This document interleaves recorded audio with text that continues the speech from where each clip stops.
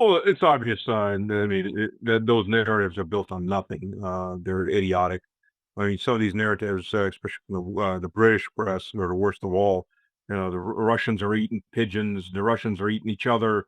Putin's throwing men with no legs back in the front. I mean, just whatever they can think of, they're to outdo each other in stupidity and ridiculousness. They march forward with all glory and horns blowing. Um, Anybody that's looking at the map, yes, the map isn't moving as fast as say, well, actually, it's moving faster than most of World War One was moving on the Western Front until the collapse. And then when the collapse happened, yeah, and then there's no more German government and there's no more German army.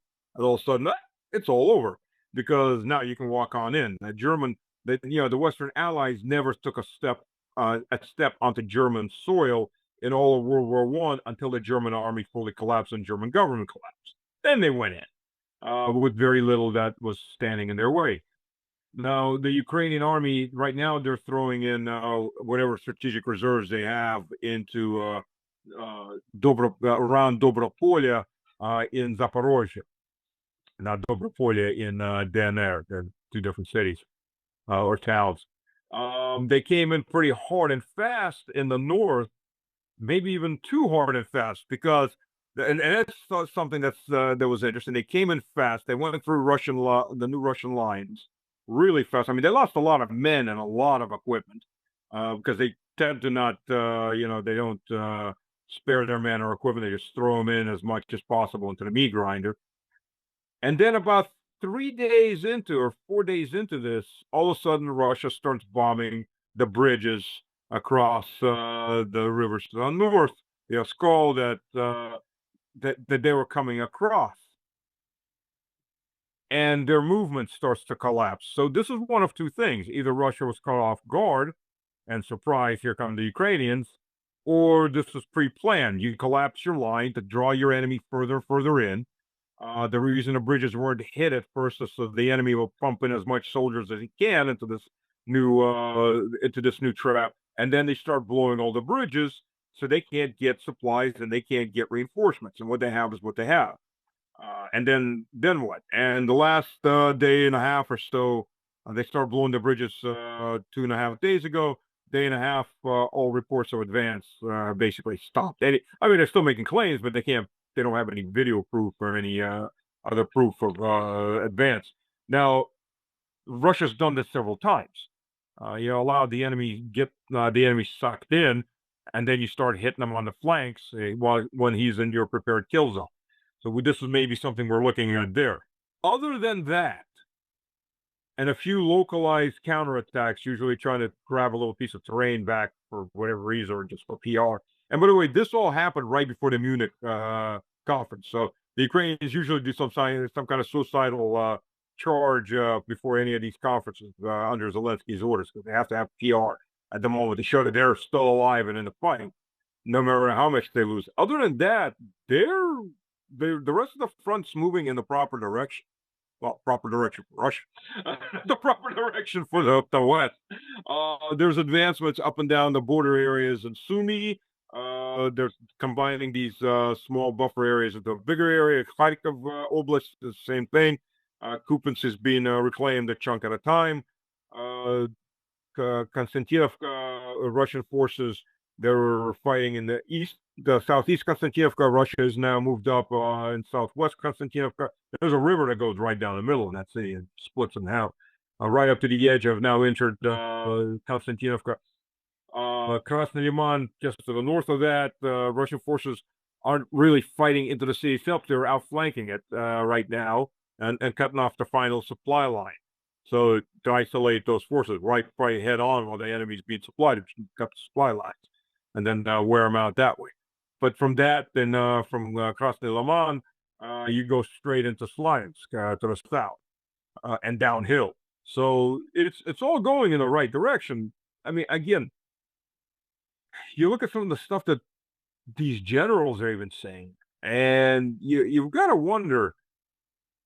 Like, for example, Representative Bacon, who was a retired Air Force general, and he puts out, from the British press, that got its information from the absolutely truthful Kiev intelligence bureaus, the whole of the Ghost of Kiev and Tank Girl, that Russia's losing 27 people to every Ukrainian. Well, first, that's ridiculous and it's BS. You don't lose like that when you have air dominance, artillery dominance, ordnance dominance in general. Number two, who's press ganging people off the streets? Who had 100,000 100,000 desertions just in the first month and a half of this year? 90%, by their own admission, 90% of their replacements right now are coming from press gangs. Yeah, no, it's no, the numbers don't make much sense. You also had those. Well, at one point you had the reports in British media where they had to make account for all those, the Ghost of Kiev and all of those fantasy stories, and they admitted that no, it wasn't real, but it was kind of the story we needed then. It was a moral booster. So it's more or less very open now about this is we're selling narratives, not necessarily reality. It was a feel-good story about resistance, and so yeah, we went with it. But yeah, it's problematic. Sorry, actually, let me squeeze in one final last question here, because I did just remember that there's been some talks now in Moscow about that there's some split going on. That is between people like Kirill Dmitriev, who thinks it's a good idea to strike a deal with the U.S. based on trade and all of this. Then we can make peace based on this. And then on the other side, you have essentially Sergei Lavrov, who is more critical, let's say, about this prospect. How are you seeing this division, or you think that division is overblown? And then on the other side of Lavrov, you have the military that's supposed to make a strike, something like on London or Paris. Slightly different kind of strike. And I'm not kidding about that, by the way. Look, there's no such thing as a monolith government ever, anywhere. There's always going to be different factions. There's always going to be people with different views. I should be afraid if you run a government that actually has only your view. You've got problems then. You got serious problems then. So I think it's being overblown as far as there's not going to be a revolution or a palace coup or anything like that. That there is debate and there's factions that want a harder line. That's actually good that they're coming out. Because if nothing else, the West needs to be reminded that the only thing that's keeping them breathing is Putin's patience. And there's a limited amount of patience, whether you like it or not. And he is under pressure to just, let's get this over with the hard way. Just take the gloves off. I mean, honestly, if Russia wanted to, it could turn any Ukrainian city into Gaza or into Mosul quite easily. Those heavy bombers with the really heavy carpet bombing, they haven't gone up. They have never been used so far. That's something, by the way, the Europeans don't seem to understand either. If the fight with the EU starts or NATO, those gloves are off. There's not going to be this. Well, it's our people there and all that. No, it's just going to be mass destruction. It doesn't have to go nuclear. So I think from that point, it's good that there is multiple opinions, and there obviously there are. Like I said, I don't believe in a palace coup or anything that's going to happen. And the West better pray real hard there isn't a palace coup, because if there is a palace coup, they're going to get their worst. They're going to get their big dream as their worst nightmare. They'll get that war, and they're going to get dead. They obviously don't understand what they're playing with, but we'll see. And the West is pushing in the Northern Europeans or the around the Baltic Sea. They're pushing hard to start a war. Obviously, we're going to block all Russian traffic. Well, yeah, that's an act of war. So when the crew, when those tankers come through with armed Marines with man pads on there, take out your helicopters, you're going to sink the tanker. Okay, that's an act of war. Additionally, when it has a destroyer escort, especially if it's going through between, say, Denmark and Russia, that's easily covered by Russian aviation and missile fire, particularly out of Kaliningrad. Yeah, you're going to wake up to a very bad surprise real quick. So far, they backed off whenever Russian military appeared. Their bravado evaporated real quick, like with the Estonians. So as Su-35 showed up, fully armed.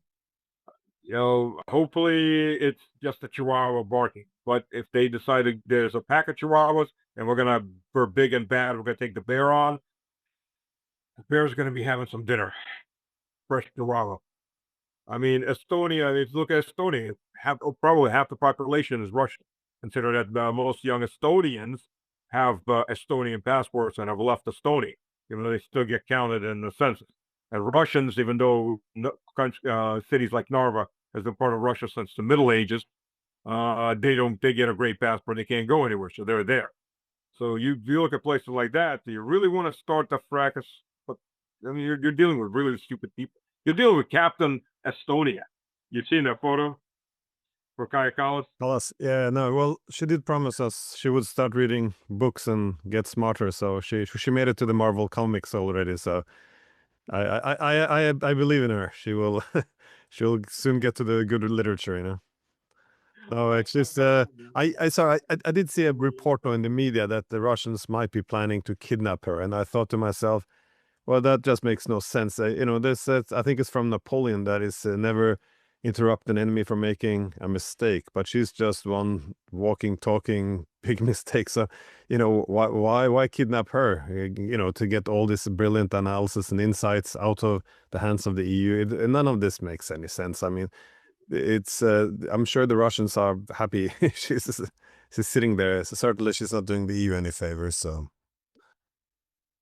Problem with kidnapping her is she's easy to find. You look at the zone where the IQ drops tremendously.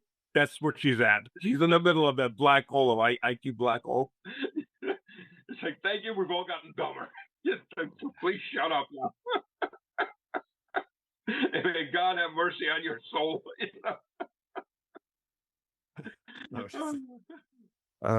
It's hard to believe sometimes this is real, you know, but yeah, this is who's a foreign policy chief now. This is the best we could get. It's very strange because, you know, across Europe there's a lot of, you know, there's a lot of good people. So good, the same as in the U.S. You know, this is where you have the Mersheimers, the Stephen Walt. I mean, this is smart people, and you end up with yeah, this kind of drooling idiots. It's very sad, but it kind of goes back to your earlier point that this is often how you see that yeah, it's a crap that often floats to the top. It's not a good sign of our time. So anyways, I know you have a very, very big schedule today, so I'll let you go, and thank you very much for taking the time. All right. Thank you. Thanks, Glenn. Always a pleasure. Yeah, bye. Take care.